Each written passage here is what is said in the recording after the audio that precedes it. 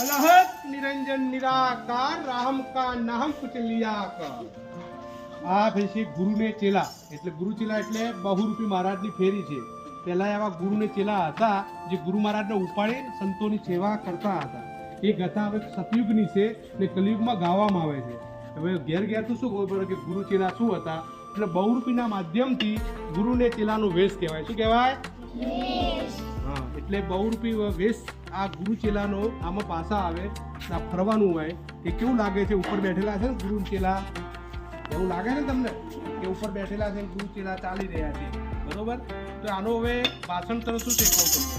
गुरु गहला गुरु बावड़ा गुरु देवन का देव, चेला हमारा महासत्यवादी तो करे गुरु की सेव।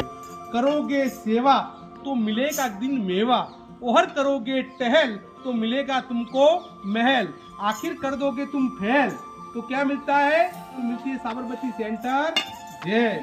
એટલે કીધું કે જેવું વાઈએ એવું લડીએ, જેવું કરીએ એવું આપણે બધા ભોગવી રહ્યા છીએ। તો સારું ભણીએ તો સારી નોકરી મળે, પછી ના જ ભણો ફેલ થો તો ઘેર બેવું પડે ને ખેતરનું કામ કરવું પડે, બરોબર? તો આપણે ભણી ગણીને હોશિયાર થઈએ તો આપણું ગામ, આપણું ઘર ને આપણું દેશ સારું ને સુસ્થ થાય।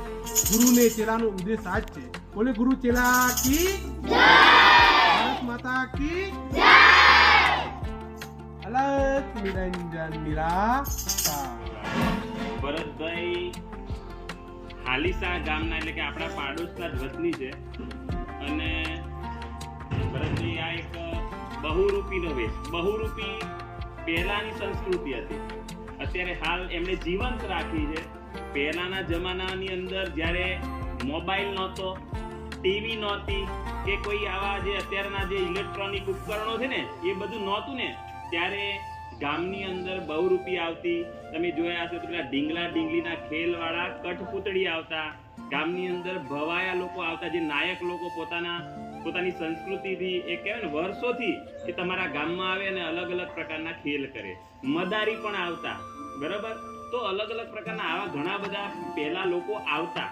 અત્યારે ભરતભાઈએ આ પ્રથા જીવંત રાખી છે, ખરેખર ભરતભાઈને ધન્યવાદ છે કે આ જે નવી પેઢી જે છે ને તમે બધા જે છો એમને ખબર પડે કે બહુરૂપી શું હોય। બહુરૂપી એનું નામ જ બહુરૂપી, એટલે કે રોજ અલગ અલગ રૂપ લઈને આવે અને અલગ અલગ રૂપ લઈને આવ્યા પછી એ એવું કેમ કરતા છે? અલગ અલગ રૂપ લઈને કેમ આવતા છે? તો પહેલા આવા મોબાઈલ નહોતા, ટીવી નહોતા, ત્યારે બધા કામ કરીને થાકી જાય, ત્યારે આવું કંઈક આવે તો બધાને મજા આવે, એનો ટાઈમ જાય અને મગજ પણ ફ્રેશ થઈ જાય। એટલે થાક્યા પાક્યા બધા પોતે ફ્રેશ થવા માટે, એક રમૂજ કરવા માટે કે આનંદ માટે એ આવું થતું। સાથે સાથે એમને આના કારણે આ એક એમનો વ્યવસાય કહી શકાય, એવી રીતે એમને આમાંથી કંઈક મળે તો એમનું પણ ઘર ચાલે, એ પણ રડે, એમને પણ થોડો ઘણો પૈસા મળે અને એ પ્રમાણે એ લોકો આ વ્યવસાય પણ કરતા હોય છે, તમને મજા પણ કરાવતા હોય છે અને કહેવાય ને કે આ એક આપણી સંસ્કૃતિ છે ને એને જીવંત પણ રાખતા હોય છે। તો ભરતભાઈ માટે